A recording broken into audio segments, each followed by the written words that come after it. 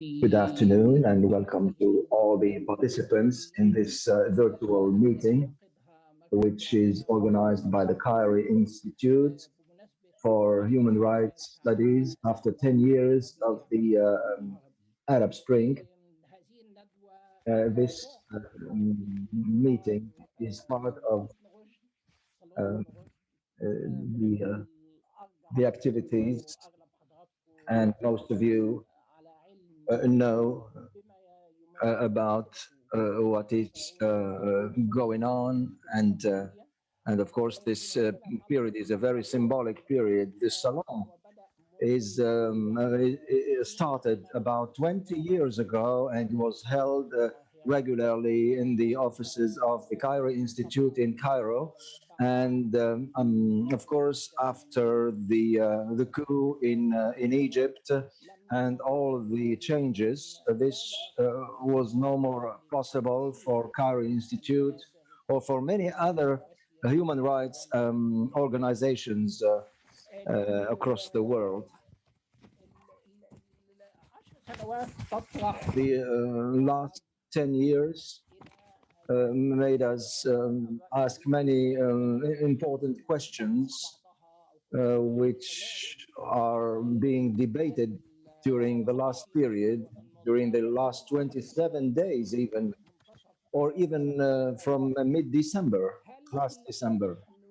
So are we in front of a success story in the Arab world with the Arab Spring, or are we in front of a reproduction of the failures, continuous failures in this part of the world? Does the Arab Spring represent a starting point to get out of the historical exception concerning the democratic transition, or does it represent, after a decade, some people could think that or believe that what happened or the outcomes of this Arab Spring is practically a confirmation of this historical exception of the Arab world?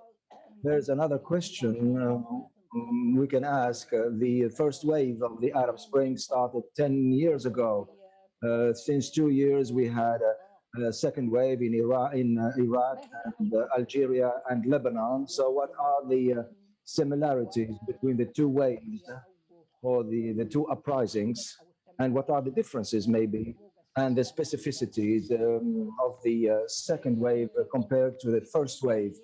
I'm glad to, and I'm honored also to have with us today four eminent and some of the best specialists in the Arab affairs, especially the evolution we had during this decade.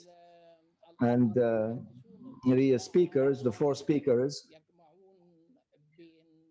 do have some characteristics or some expertise in academia world and the political world, whether from their position from as opponents or activists, and of course they have different backgrounds. The four speakers who will intervene with the following order: Dr. Ayad bin Achour is, first of all, for me, he's the one who's the architect of the Tunisian democratic transition in Tunisia. He's an architect, but he doesn't have any responsibility of what happened during the last decade. But throughout his presidency of the higher council of the objectives of the revolution, he's an activist. He's very active in the civil society. And of course, his work was very important regarding the transition in Tunisia. He's a university professor, well known in Tunisia. He's an independent expert. He has written many books, And the second intervener will be Dr. Marwan Muasher. He occupied the position of Foreign Affairs Minister in Jordan, Prime Minister, and Deputy of the World Bank. He's now the Vice President of the institution Carnegie in Washington. So this gentleman has a lot of activities in the academia world and in the political world also, and it's difficult to classify him in the political world. He made part of the government, of course, in his activity and career, but he's also an activist. He made a lot of he wrote a lot of papers in this context. The third speaker is Dr. Marina Quill. She is our colleague from the Middle East, from the Institute of Wilson, the International Institute of Wilson. She has a lot of books written about the Arab world, more especially related to the Arab Spring experience. The fourth speaker is Dr. Yassin, or Professor Yassin Haddi Saleh. He introduces himself as a novelist, but I consider him as one of the best political thinkers in Syria. He has a hard experience. He spent 15 days in 15 years in prison. His wife disappeared since 10 years now. There's no trace of her, and he's a very big political thinker. He's also an important political activist. Concerning the four speakers, for me, I have learned a lot from them, and I'm still learning from them throughout their positions, their books and papers. Each speaker during his first intervention will have between 7 and 10 minutes. Afterwards, we will of course, take the questions from the participants. I hope that the participants will be able to follow all the presentations. If they have questions, they should prepare them in advance so that we can deal with them later after 35 or 40 minutes. So we will collect the questions later all together. Good morning, Dr. Ben Achour. Good morning. Hello, my friends, dear participants. First of all, I would like to thank the Cairo Institute for the Studies of Human Rights for inviting me. And I am honored to intervene today and talk about the topic is 60 years of Arab revolutions in the Arab world. I have to add something here, another word to the title. And the title will become 60 years of revolutions and democratic protests in the Arab world. So we're talking about protests and revolutions in the Arab world. A lot of people have talked about the what we call the Arab Spring. A lot of people are asking, are we having some benefits from these revolutions? Some others are having suspicions about the existence of these revolutions because the situation in many Arab countries has decreased, and the societies are divided. There's been the destruction of cities, of infrastructures, of economies. The social issue is also impacted by his revolution. So there are people who are saying that this revolution is a sort of plight.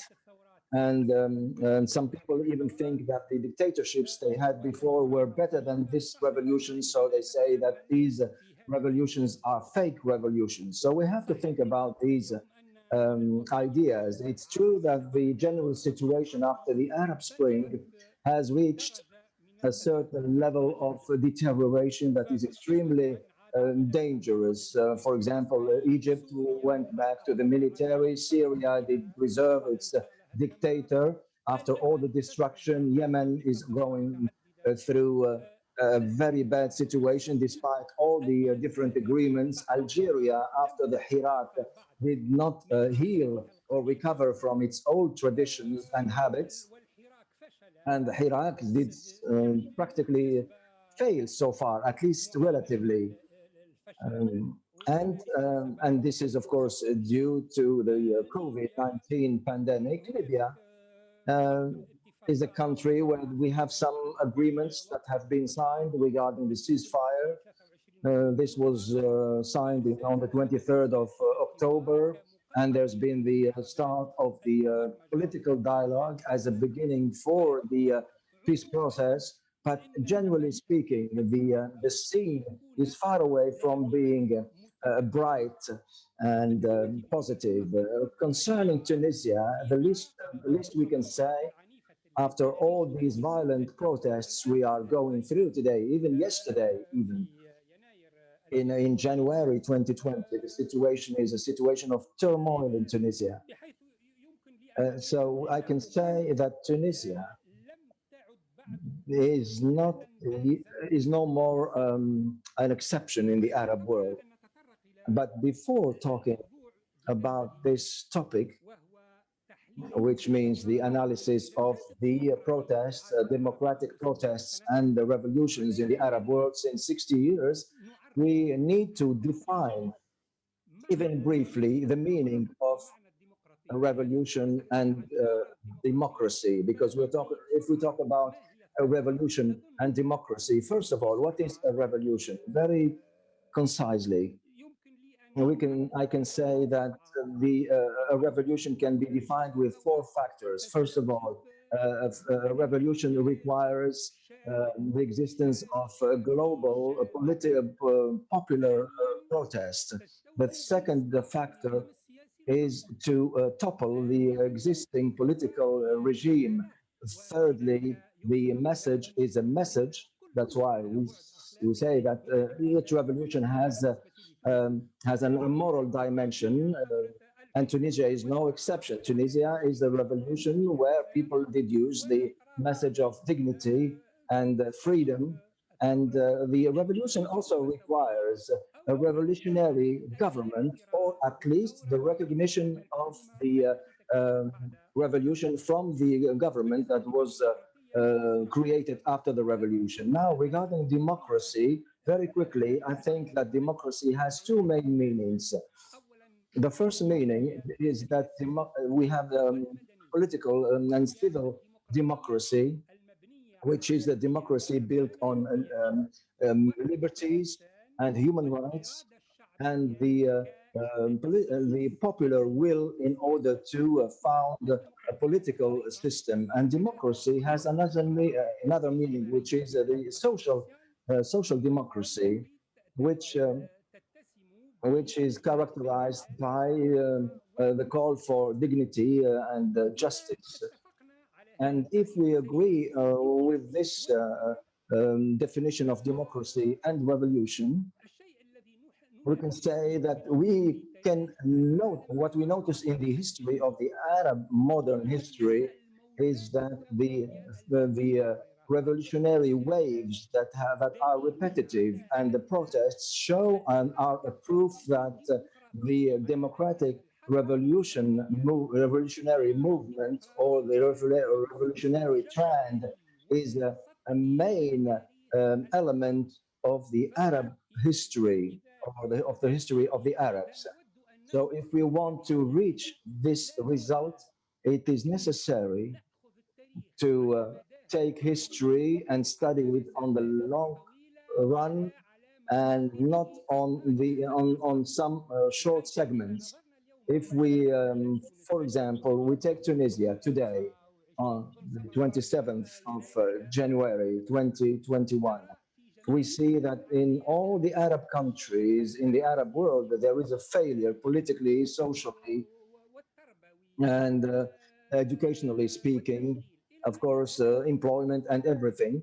And so if we start from this moment in our history, we can say that the Arab revolutions have failed totally, but this is only uh, uh, a partial vision about revolutions. It is mainly based on the actual moment we're going through. But the acceptable analysis is to see what happened in the Arab world, not in this moment, but all over the long history of this part of the world. So if we do this, what would we notice? We notice that the Arab world uh, has gone through waves of revolutions that are numerous since 1964, when the first Sudanese revolution started, which toppled the regime of Ibrahim Ayoub, General or Marshal Ibrahim Ayoub. But Sudan did not only make one revolution. Sudan is a country where there's been a number of revolutions since 1964 until the second revolution, that is the revolution that took place in 1985. Then we had the third and last revolution in Sudan in 2018, 2019 in this Arab country. So very quickly, these revolutions, if we try to define its common factors, these revolutions are popular revolutions. These are revolutions that were against oppression. These are democratic revolutions calling for freedom, rule of law, and free elections against the military regime, because Sudan, after its independence in 1955, had a real democratic period after its independence. Afterwards, the military took power and launched a dictatorial regime with Ibrahim Ayoub, and then Jafar Numairi, and then Omar al-Bashir. And each time there's been a new revolution to topple this military regime based on oppression and violence, and on the unique party and the authority of the army, and the lack of independence of justice. So Sudan can be considered as a pioneer in the Arab world because it's the country that started the first revolution in '64. Then we had what the so-called the Arab Spring. I don't use this expression. I don't like it, but I use it because it's very widely used. In 2011, the Arab Spring started with the revolutions starting from Tunisia from the 17th of December 2010 and the 14th of January 2011. This is a popular revolution which toppled a dictatorial regime. It's not a military regime, it's a civil regime based on violence and oppression and generalized torture.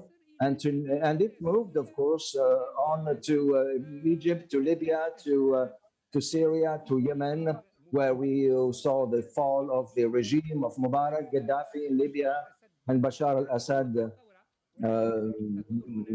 is still there, of course, despite the revolution. The country is still going through a revolutionary situation, despite the fact that the dictator is still there. Yemen, sorry, Dr. Ayyad, you are talking about your conclusions. Unfortunately, the time allocated is up, so 10 minutes are over now. So, beside these revolutions, we have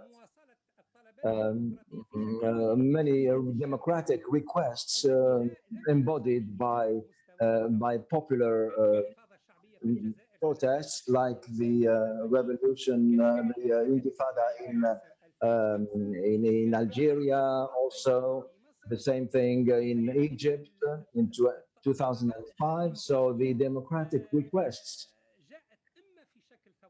came up with the shape of a revolution, which of course got rid of many military regimes, or there's been a number of protests like the ones we saw in Lebanon, in Iraq, and Algeria. What's new in Iraq and Lebanon is that these protests were uh, protests that are not based on ethnic element, which is something new. So to conclude my intervention, I'm sorry for going beyond time. So if we consider all these elements and we consider that these revolutions and these revolutionary protests that are repetitive in the Arab world, we see that these movements are all calling for democracy. They are against oppression. They call for freedom and justice. So we have the social element, of course, with justice. And there's the political side with the rule of law and human rights that have to be respected. The last thing I would like to say is that the revolutions and the democratic protests are not a coincidence, are not superficial and light, but they do represent a very important phenomenon in the history of the actual Arab world. Thank you very much, Dr. Yadh. So the floor goes to Dr. Marwan Muasher. Go ahead, Doctor.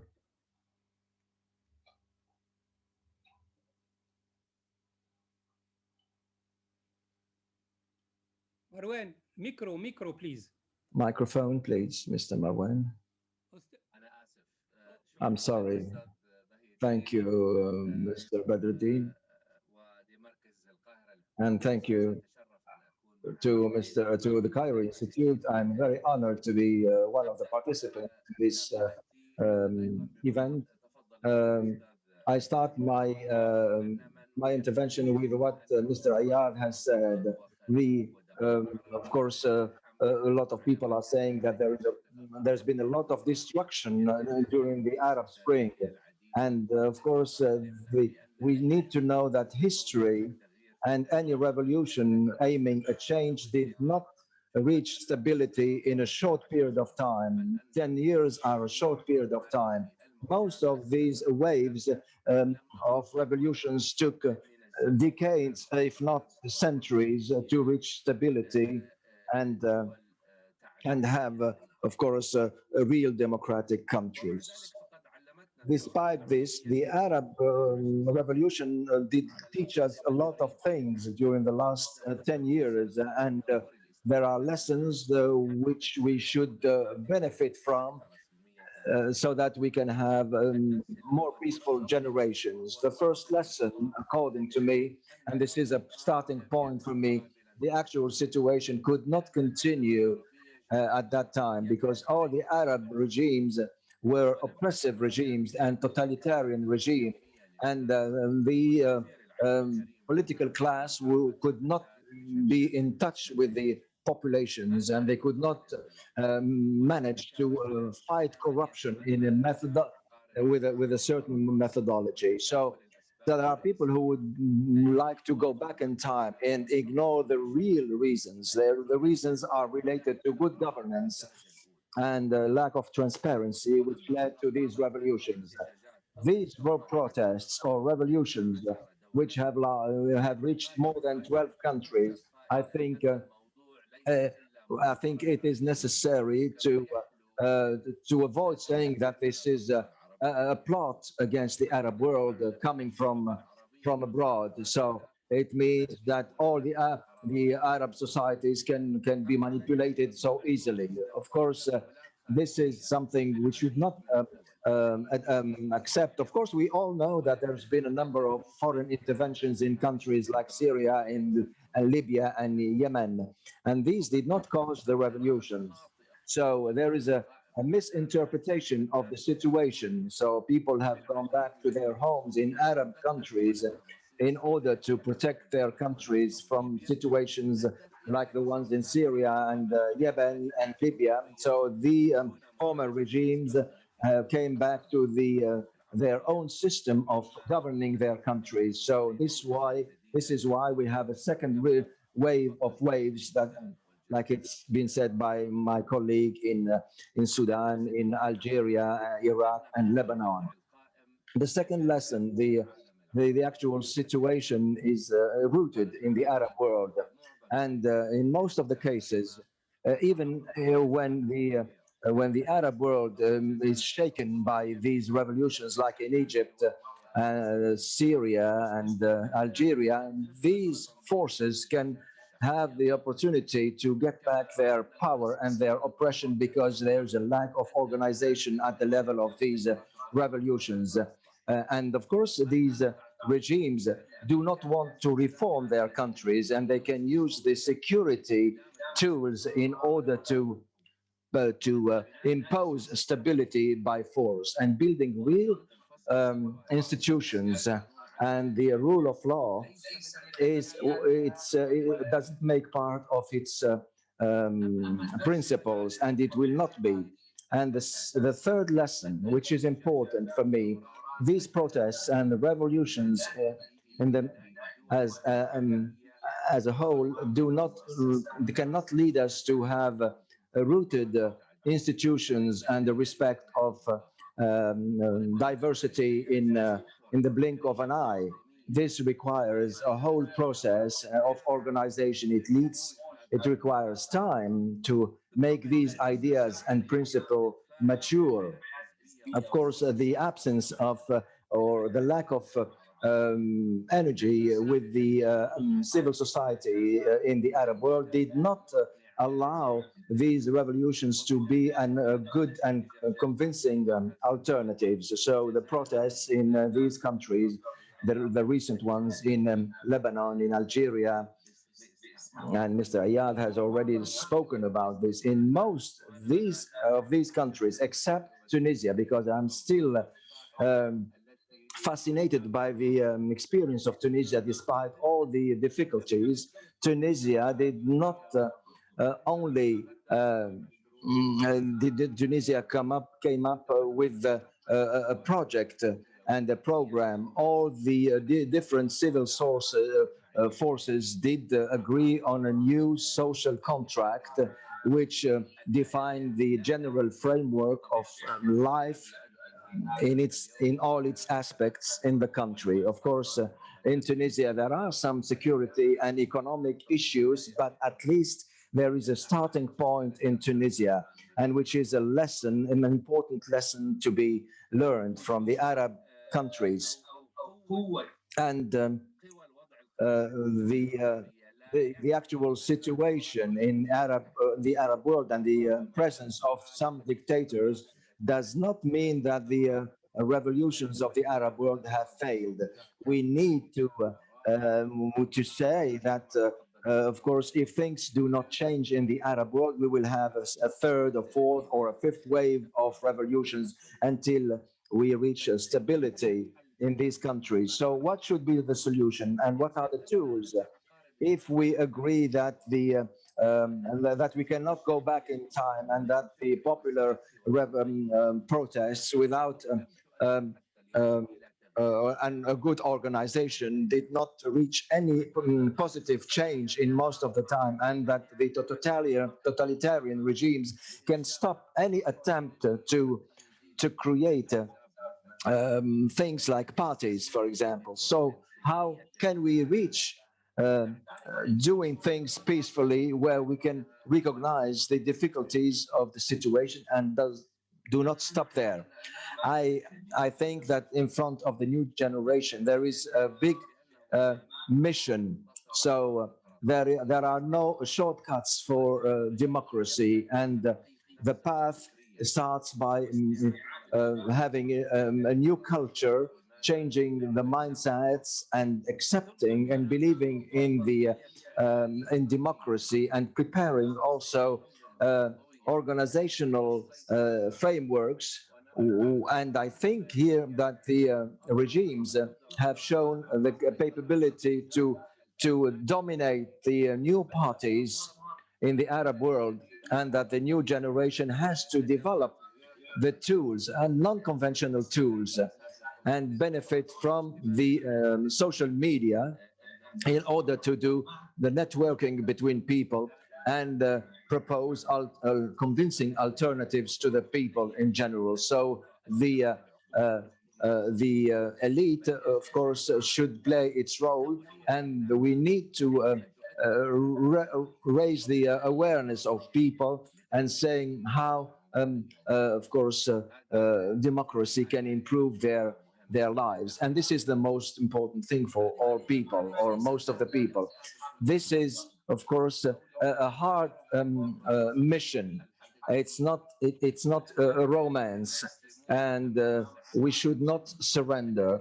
We should continue, and we should continue and make efforts to reach democracy. Democracy is not something easy to reach, and the Arab generations of the future should work on this, and sometimes this requires decades, and maybe many of this generation will live and die, and they will not see democracy. So I think it's all about waiting, using time, and using the new methods and new tools that will give us a new generation working on diversity, on productivity, and these are the basis on which any development will take place in the future. Thank you.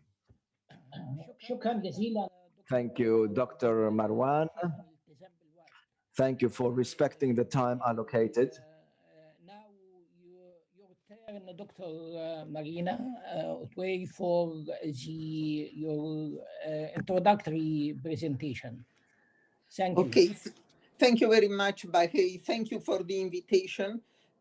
You kind of surprised me by not telling me that that the meeting was going to be completely in Arabic, and I was and you didn't check with me, but we'll do the best. So I apologize in advance to my colleagues if I repeat some of the things they said, because I understand a little, but not enough to really know for sure what they said. Yeah, but there is translation, Dr. Marina, no? If there is, I haven't heard it. But in any case, but that's all right. That's all right. We'll wing it as we can. Okay. What I think I can bring to this meeting is the perspective of an outsider. And I think it's which means that I'm not emotionally involved in what has happened. And I can, in a sense, think about it with more detachment. And I quite know that if I were directly involved, if I was an Arab citizen, I would not be so emotionally detached. But that's the situation it is. I think we have rushed to judgment on the outcome of the Arab uprisings. I think it's really too early to judge how successful or unsuccessful they have been. Sure, they have not brought about the rapid change that the people who took to the streets were hoping for. The kids in Tahrir Square wanted a change right away, and that change, and they found themselves instead with a military regime. That does not mean that nothing has changed in these countries. And I think what has been seeded is the beginning of a much greater militancy, a much greater participation on the part of the population. Back in the 80s, Chu Enlai, who was the foreign minister under Mao Zedong, was asked what he thought about the French Revolution. And he replied that it was too early to judge. Now, probably he was misinterpreted. It's probably he was talking about the 1968 movement in France and not about the French Revolution of the 18th century. But I tend to agree with him that it is too early to judge the outcome of the Arab uprisings. I think we, in thinking about the issue, I have gone back and done a lot of reading, refreshing my memory and learning things I did not know about how in other countries, and particularly in the case of the United States, how grassroots movements have contributed to change and in what kind of time frame. And I have looked at two movements in particular. I looked at the feminist movement, the movement for women's suffrage that took half a century before finally it achieved its goals of suffrage for women. And more in coming to something more recent, I also looked at the civil rights movement. Civil rights movement, which was huge, was a huge success in many ways. Certainly did not solve all problems, but it was a huge step. It brought about a huge step forwards for civil rights in the United States. It took 20 years of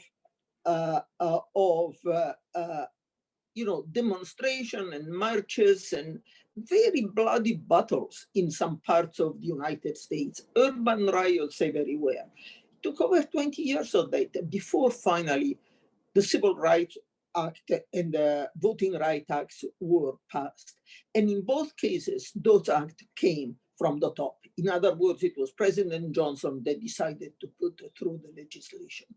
The reason why I'm pushing this is that grassroots movements, there are 2 points that I'm making. One, grassroots movements take time. In other words, I don't know of any case in which grassroots movements had an immediate effect and a short-term effect. I also don't actually make 3 points. Also, I don't know of any case of a grassroots movement actually seizing power. The people who led the movement, the people who led the opposition actually coming to power. It has always been somebody else who came to power. Take the case of the Soviet Union, it was not the people in the streets, it was not the workers organizing the Soviets, it was Lenin and his party that came to power. And so, and the third point is that when change finally comes, it comes from the top. Either it comes from an older regime, as was in the case of the United States, that gets pushed into action by the grassroots movement, or it comes by a new political elite that takes power, but it's still a political elite that pushes out the participants in the movement. And again, I go back to the case of the Soviet Union. The workers had nothing to do with the outcome, essentially. So I think what we see happening in Arab countries, it's not due to some form of Arab exceptionalism, but it's part of for the course. That's the way uprisings work. That's the way uprisings are successful or not successful, but it's a long-term process that relies a lot on what happens at the top in the end. Now, what happened in Arab countries is that a lot of change has taken place. I have tried to illustrate some of this in a book that I wrote with my husband on the impact of the outcome of the Arab uprisings. And the point that we make in that book is that there was a lot of change, not a change that the people in the streets wanted, but certainly that there is no Arab countries which is not different nowadays from what it was in 2011. Just before a few months before the uprisings in Cairo, I was in Egypt and I had a long interview with somebody probably all of you know, but I will not mention the name. He had joined the party. He was part of the policy committee of the party. And he tried to reassure me that nothing would change in the country, that we were talking about the possibility of a transition from Mubarak to his son, Gamal. And he said, don't worry. nothing is going to happen because the Egyptian people are docile. And in a case, the military, in case they decide not to be docile, the military is there. I don't think there is any Arab regime today that would make a statement of that sort, to say that their people are docile. There has one thing that the Arab uprising have done. They have destroyed the complacency of Arab regimes that know they are vulnerable. Not quite how, they don't know what is going to happen next, but nobody is going to say nothing can possibly happen in this country because our people are passive, our people are docile, our people will do what has been said. There have also been very concrete changes that I will not enumerate here. They are very complicated. They change from part of the country to part of the Arab region to another part of the Arab region. But I think it's important to keep in mind that it's not that no change has taken place, although certainly it was not the changes that the people who participated in the street movements were hoping for. Now, why have those political changes, those regime transitions that people were hoping for not taken place? And I would argue very simply that there was an absence of organized forces in most Arab countries. Democracy is a political process that it's based not on, a cri de coeur on the part of a large segment of the population. It's based on the balance of political forces. The two countries that I think have been most successful in making a transition, although both transitions are extremely fragile, and I'm becoming extremely pessimistic about both of them, were Tunisia and Sudan. And in both of them, there were alternative political forces. And I think one thing which is important is that those alternative political forces were not necessarily democratic political forces. It's not the commitment to democratic principles, which is important, but it's the fact that there are different political forces counterbalancing each other. One of a major factor in the relative success of the Tunisian transition was the UGTT. The UGTT is not a democratic organization. I have had some conversations during my research in Tunisia with leaders of the UGTT, particularly at the intermediate level, particularly in the provincial branches, where you come out and saying, is this Russia under Stalin, the kind of language that they were speaking? Really surprising. So outdated almost, this representing views that have long ceased to be part of, the common arguments of discussion, essentially. But the important thing about UGTT was that it was there, and it was a political force. It had to be dealt with. In other words, there was real pluralism. I would like to ask you, Dr. Marina, to conclude because we're running. I will move very fast. The point, really, just to conclude, is that you need to have alternative political forces in order to have political success of these transitions. In most Arab countries, those alternative political forces don't exist. And even when the political forces exist, you could argue in Egypt that there are a lot of political parties. Those political parties are not rooted in the population. They do not represent very much. And so what you need is not only alternative political forces, but political forces that really have constituents. And let me leave it here. Marina, can I suggest that you have a button, interpretation button at the bottom.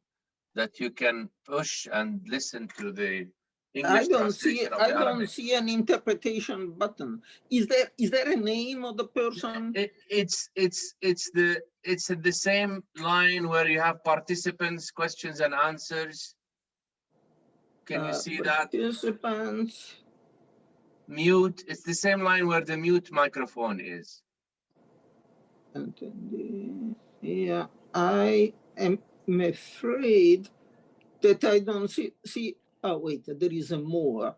Is it an interpretation from English to Arabic? Language Yes. interpretation. Wait a moment. From English to Arabic? Yes, English to Arabic, but it is called the Chinese.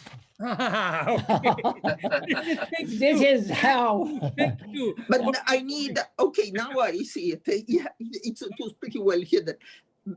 So Chinese is interpretation from what? No, that's the Chinese is Arabic. So when somebody speaks in Arabic, if you want to hear the English, you just press on English. On English. Okay, I try. Thank you, Marwan. Thank you, Dr. Marina. I assure you that you haven't repeated any presentation. You Good. have made an added value to the two speakers. Thank you. أستاذ ياسين الحاج صالح المتحدث الرابع ولديه من الوقت The 7. fourth speaker, you have 7 till 10 minutes, Mr. Yassin. Thank you, Mr. Bahey. Thank you for the invitation and good afternoon. I will talk about 4 points. One, about the beginning of the revolutions before 10 years, and the other point will be the state of play after 10 years, especially when we talk about this process that is a long way, and of course it's too early to judge and say whether it is a failure or a success or something like that. The third point will be about Syria, and the fourth point will be dedicated to the Arab world. The first point is that we have an interactive environment. We have, of course, this revolution which started from Tunisia, Libya, Egypt, Syria, Yemen. So it moved very quickly because of the regional structure of these countries. So there's been a succession of these revolutions. It went to 6 countries in less than 3 months. So this means that there is an interaction between these countries, but these were national revolutions, of course. So there is a sort of dialogue or debate about these revolutions, which did not deal with national debates or national independence. So there's been a number of voices, but these were not national revolutions for nationalism. The will was to become citizens, free citizens, rather than guided citizens by their leaders. So these are revolutions that are, of course, important in the cultural heritage of these countries. So these revolutions are going through a crisis now because some revolutions have failed, politically speaking, and maybe in Tunisia the situation is a bit better, but in the other Arab countries, politically speaking, these revolutions are a failure.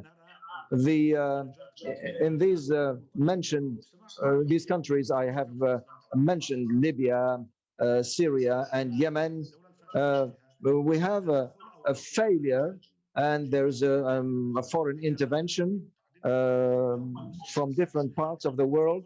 There's also especially in Syria and Yemen. Now, regarding the Middle East and the situation of the revolution, of course, we have a very important role or impact played by Iran, Turkey, and Israel. This happened in Syria, this happened in Yemen, and it's also decisive somehow in Libya. because, of course, we have a lot of foreign interventions in this country. And in the Middle East and in the countries of the Middle East, we have a regional system. It's not only a geographic region. So in addition to the United States, which of course play a very important role in the Middle East, Russia is also playing an important role with Israel also. So we have, of course, the Islamic networks, which the Shia centers or the Sunni forces or the jihadi forces we saw, and the Salafi jihadi forces, which do not have any project.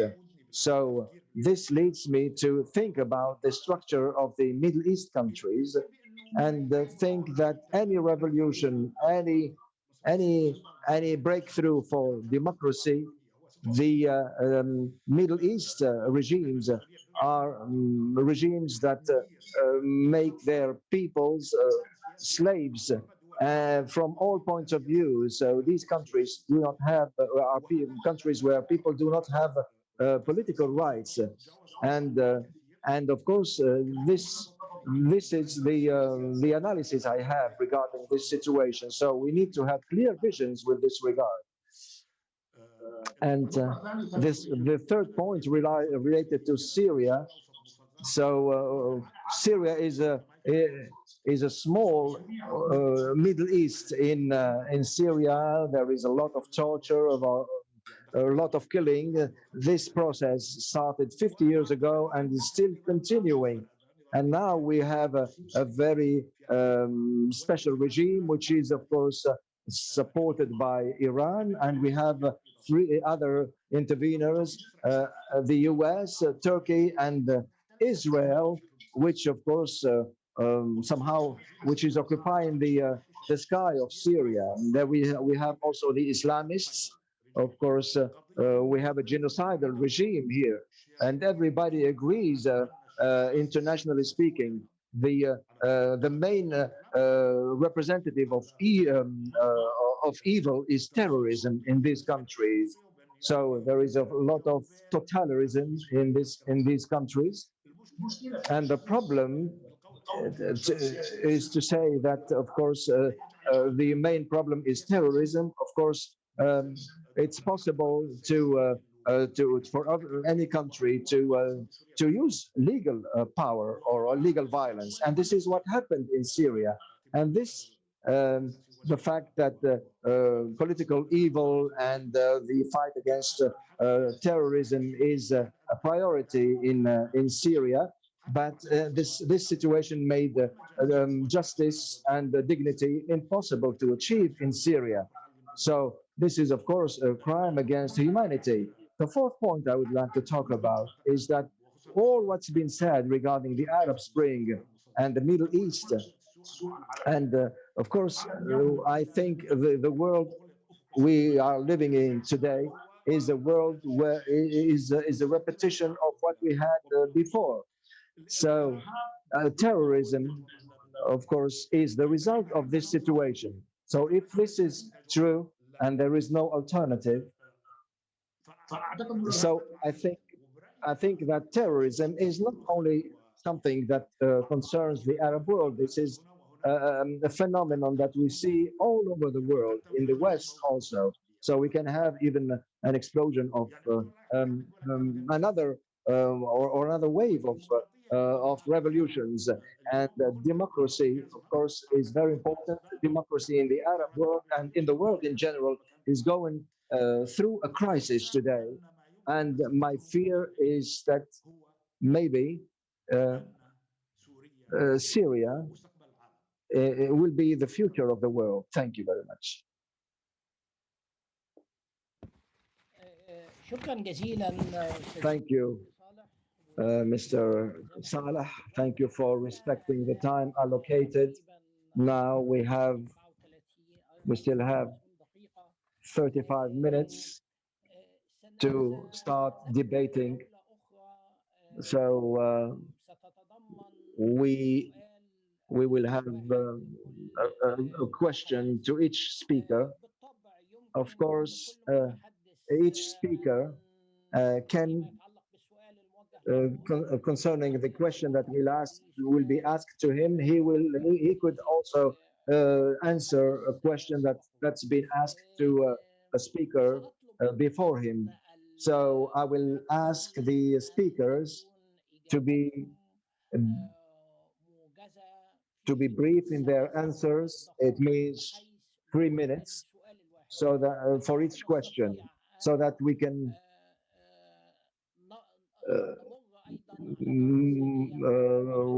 take the second or third set of questions. So I will start with Dr. Yadh bin Achour, then Mr. Yassin, and then Dr. Marwan, then Dr. Marina.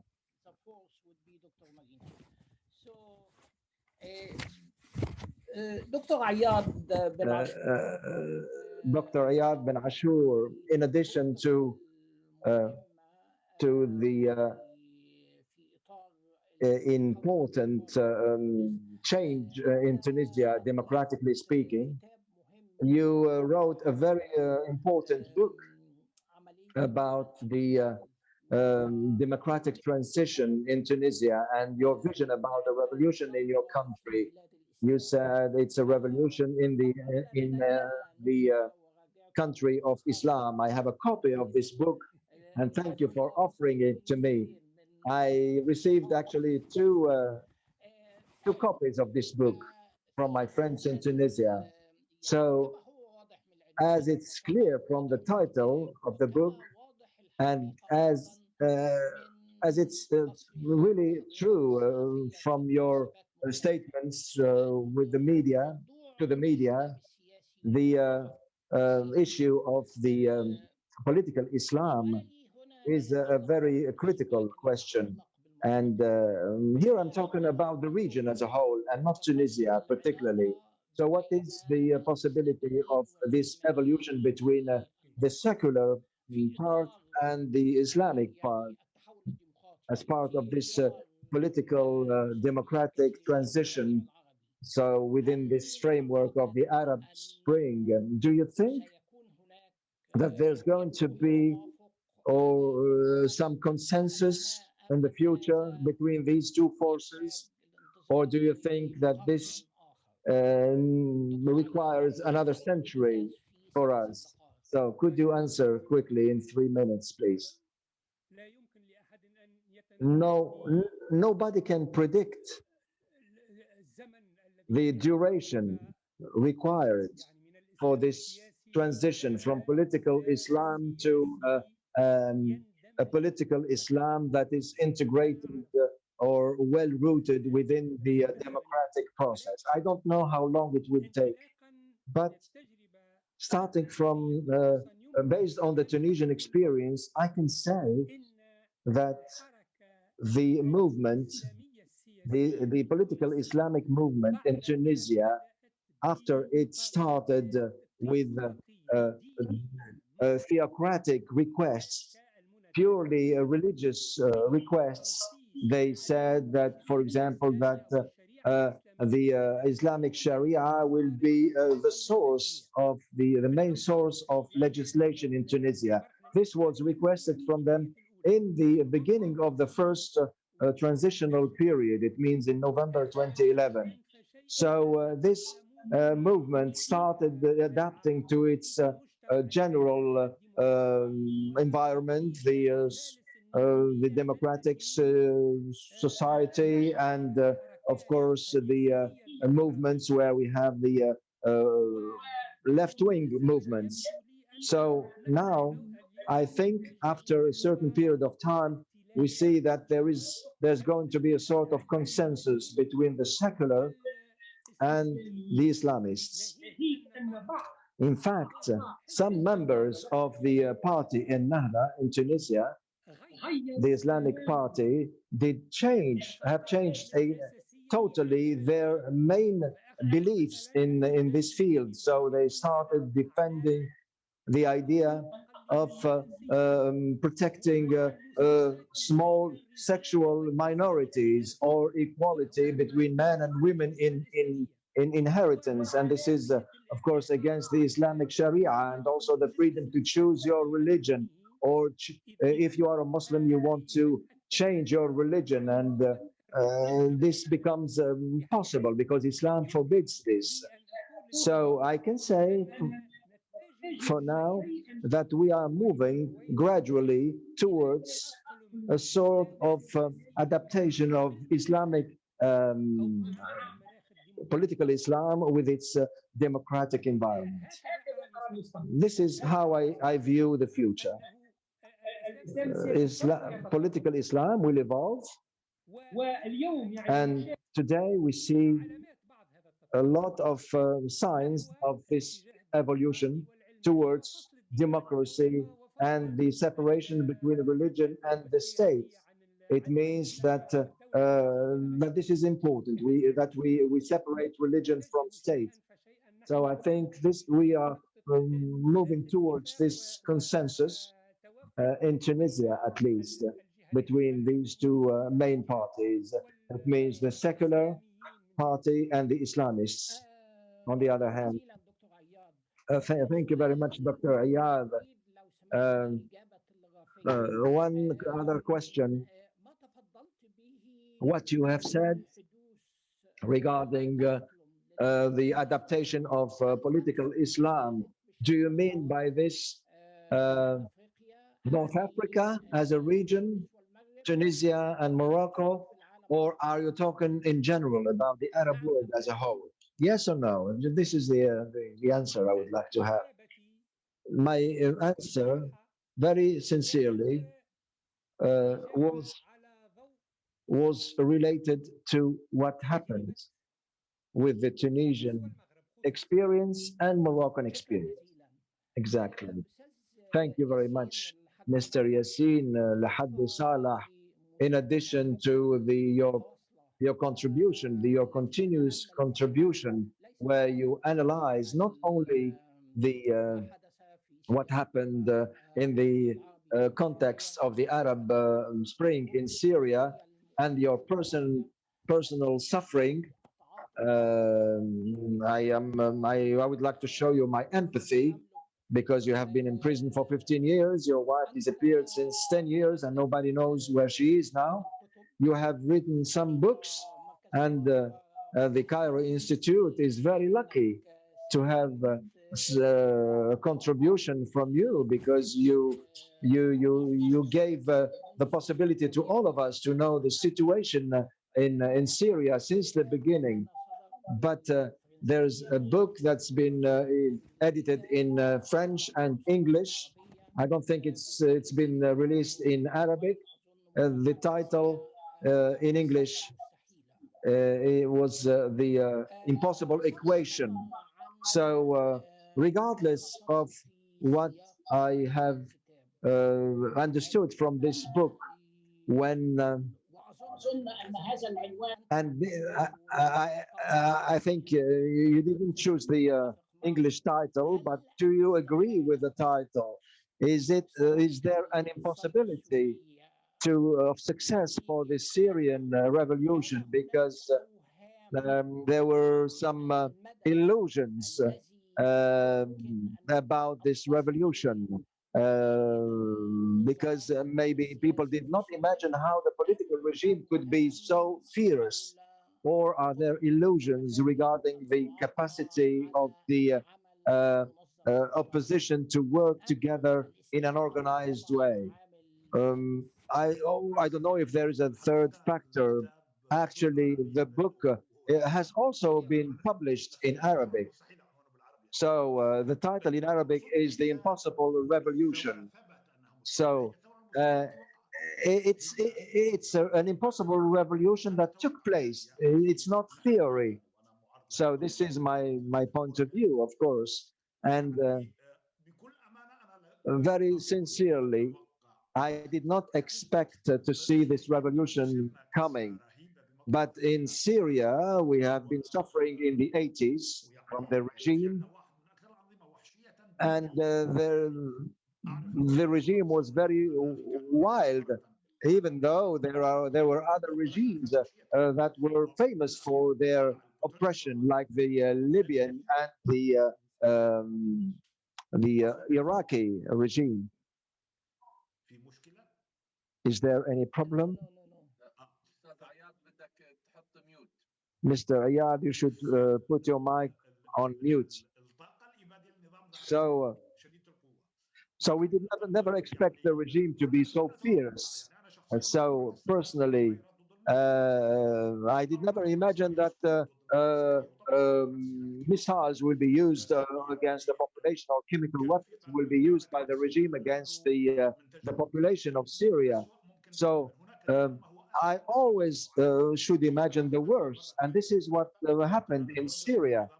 So the regime was able to, we imagine that the regime was able to destroy the country to be in office, but we said also that the regime should or could avoid this, but this did not happen.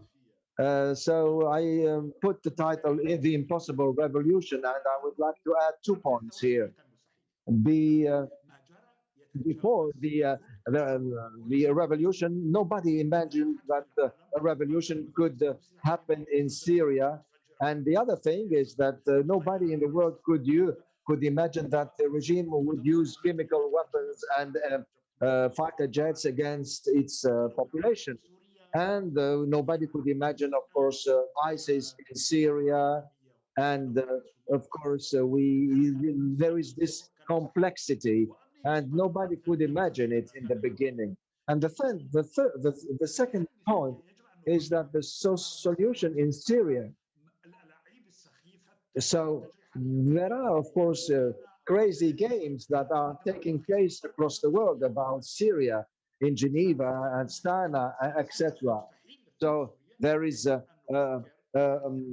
attempt to destroy this revolution in Syria. So we need to change the environment in Libya, and this will take a lot of time.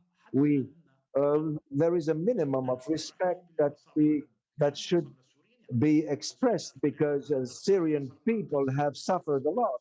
We are talking about 500,000 victims.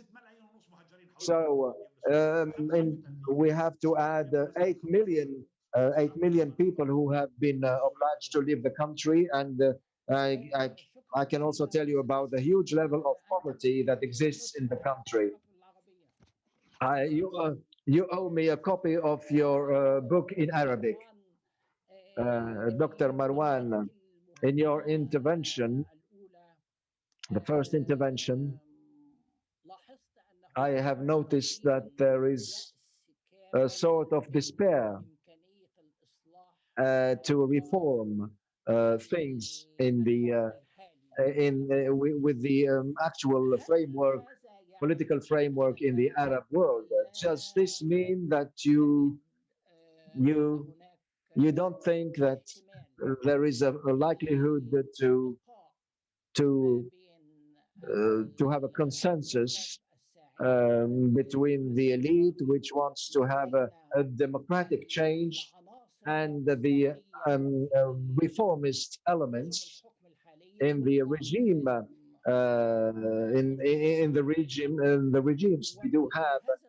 And in this context, from your former political position as also as a deputy director of the World Bank, director, so all the elite can play a very important role in changing things in the Arab world. But these elites in the Arab world did not put or set up any program for economic changes.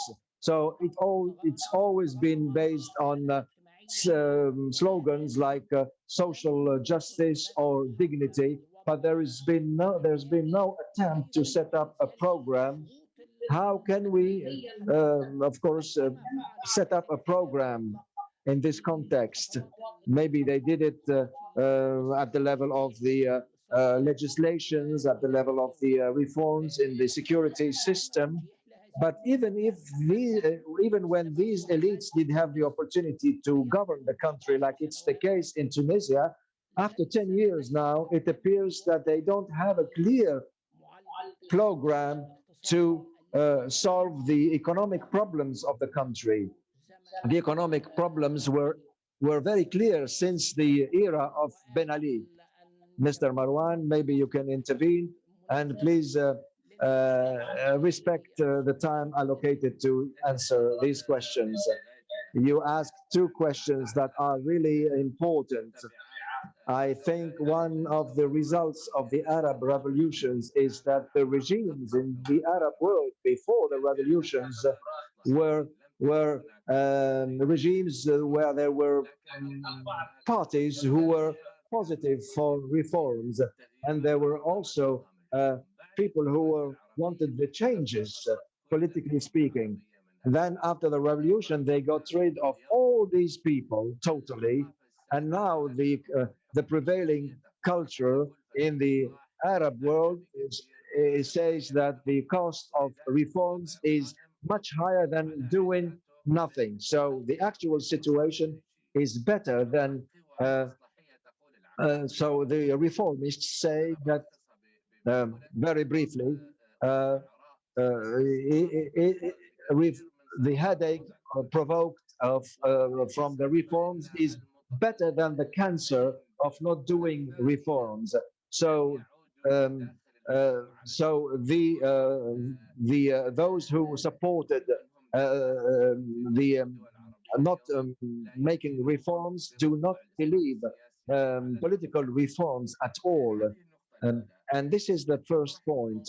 You also spoke about a very important element that the ideological parties in the Arab world, whether religious or civil parties, from the opposition of the or from the governing regimes, did not propose social and economic programs. Some parties did use some general slogans, but I think that the traditional parties in the Arab world are going to disappear. This Islam is the solution as a slogan now doesn't mean anything for the new generation. It has to be translated into jobs, into employment, and the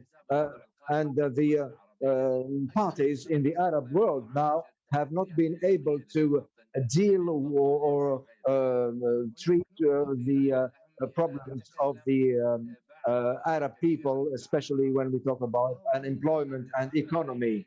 Of course, the former regimes are going to disappear, and the Arab economies relying on oil today, these regimes, these kinds of regimes using oil will disappear because the fact of having oil, the exporting or the importing countries of oil can give their citizens all the services, main services, but the condition is that these populations should not play any political role in the country.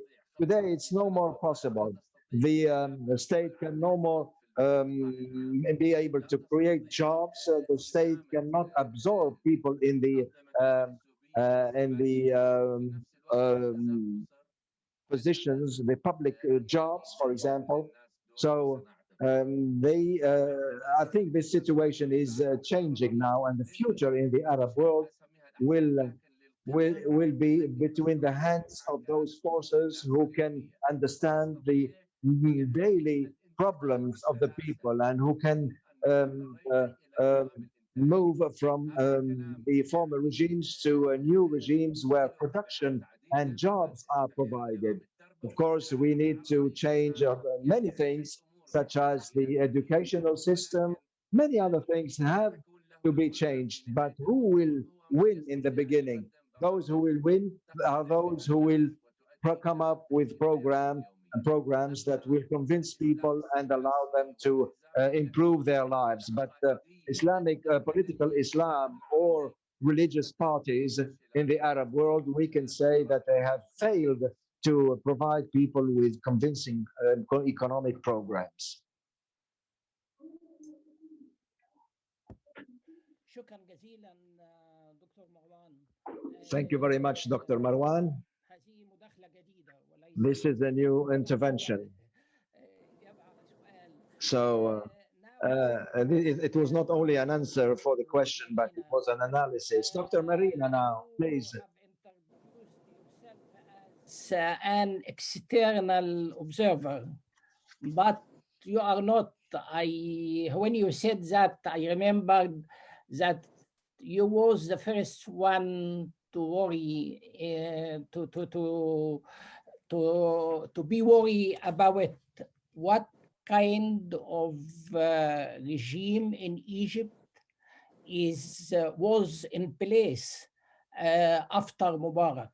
And I remember very well that in the very early days and weeks, you wrote an article in this regard, reminding everyone this is the old regime, not a new one. This is not a transition to democracy. This is very alarming.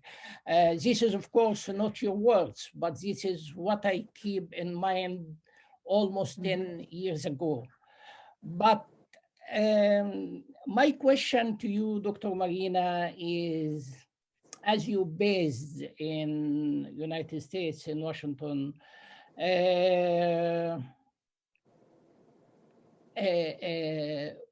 what do you expect, not only from the Biden administration, but from also the EU after having a new US administration in place, which is promising of to be keen on democracy and human rights, and even President Biden made a very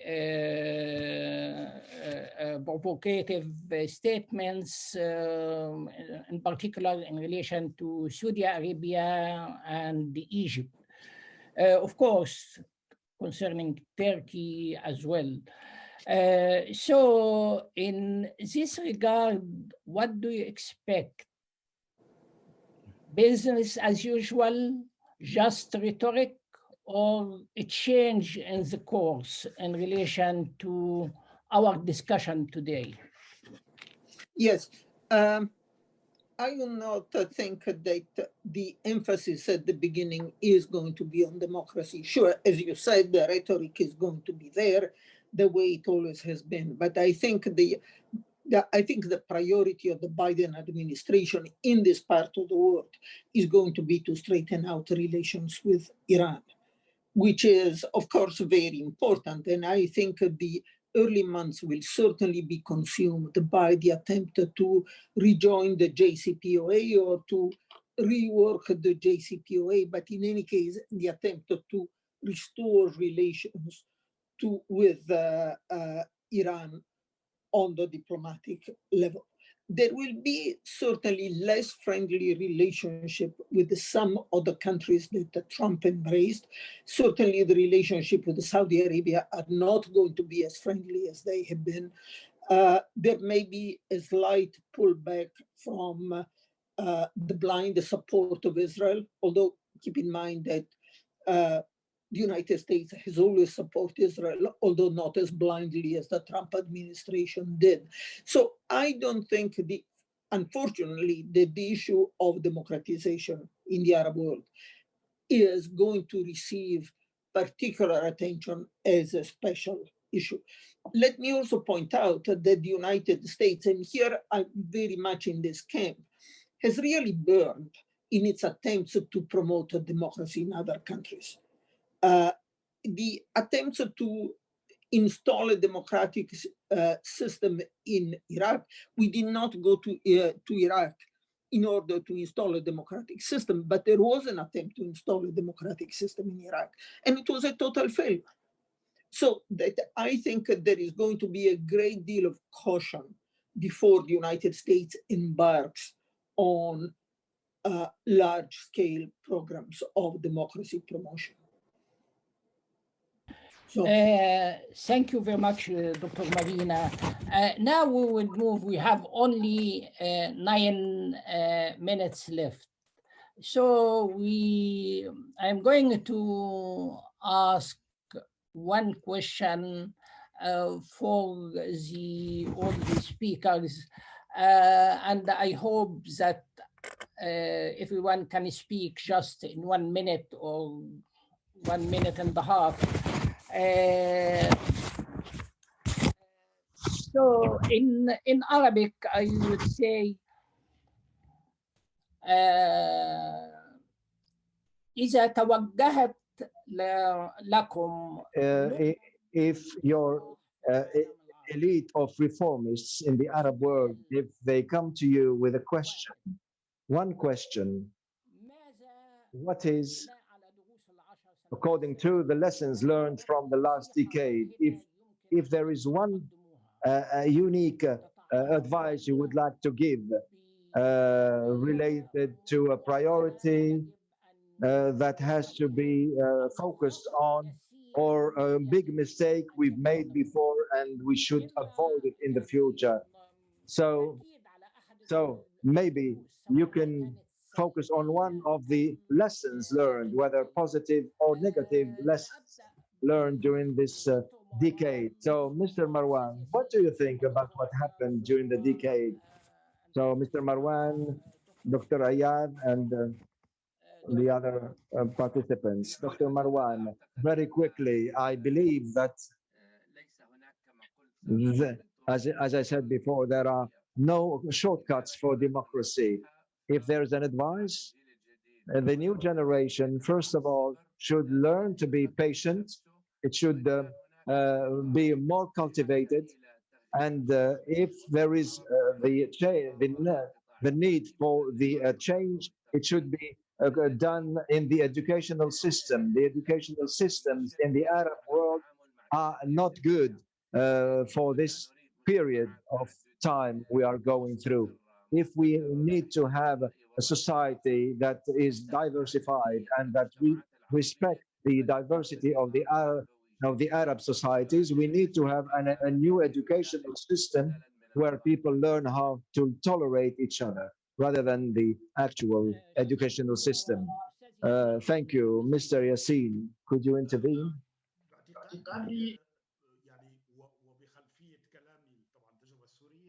So, according to the Syrian experience, we need to be very careful about the regional environment as well. This is not only depending on Syria, because we are part of a Middle Eastern environment.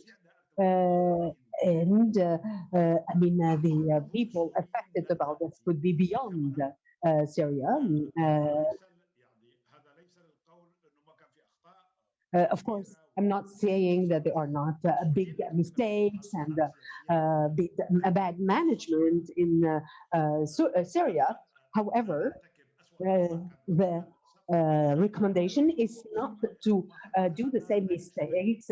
But also, I'm not saying that what is happening is not something which resembles to us. We are actually part of this regional environment, and I think that we need to be aware of this. And as a Syrian activist, we need to be aware of this environment, as I said, regional environment. Thank you. Thank you, Dr. Yassin. Dr. Yadh, you have the floor.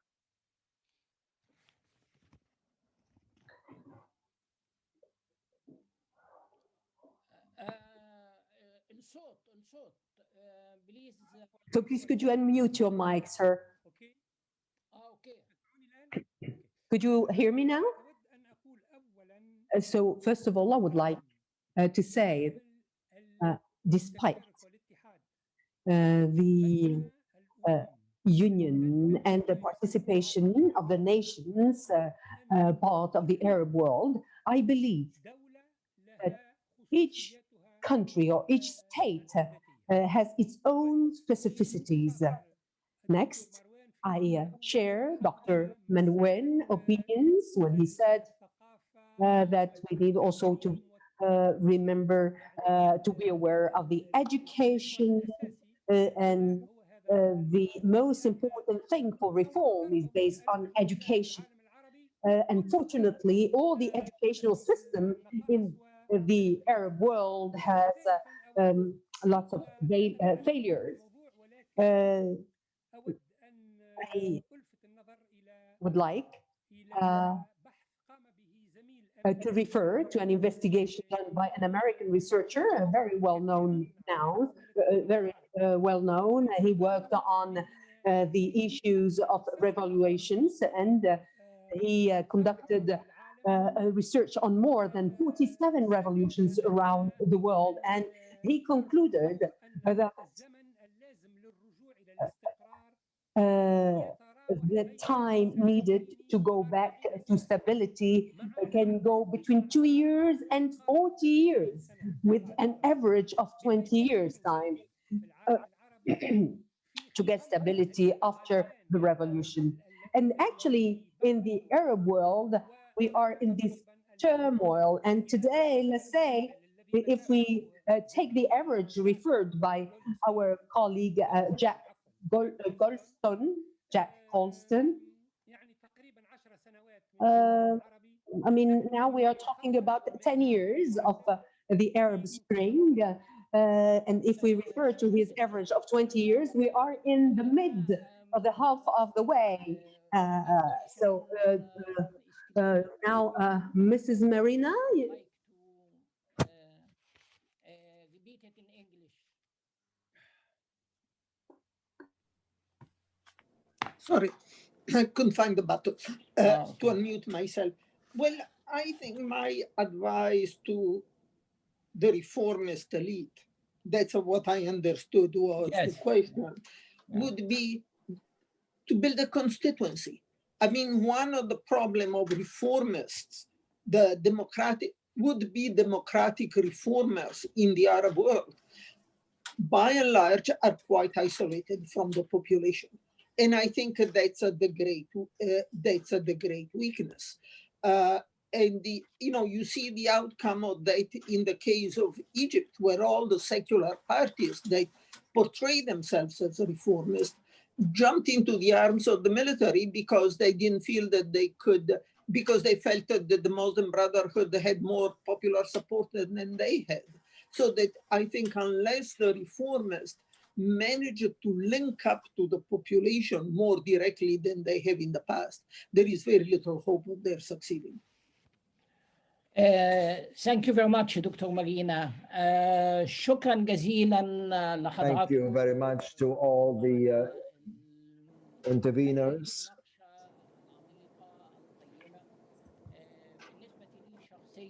Thank you for all the speakers. And personally, I learned so many things from this discussion, and I hope that our followers, the followers of this session and the participants of this session benefited from these interesting discussions and presentations.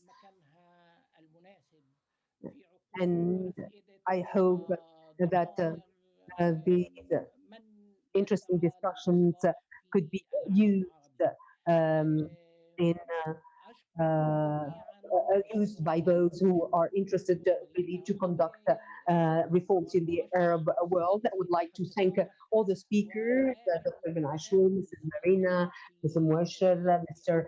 Yassin, al-Haj, and I'm looking forward to meeting you again for other sessions or in any other type of events, and we're looking forward to meeting you also within the CIHRS Institute. Thank you so much for your participation, and thank you for your patience, especially for those who stayed with us for 70 minutes, and thank you for participating again in this interesting discussion, even knowing that it could even take longer than this. Thank you again, and take care of yourself.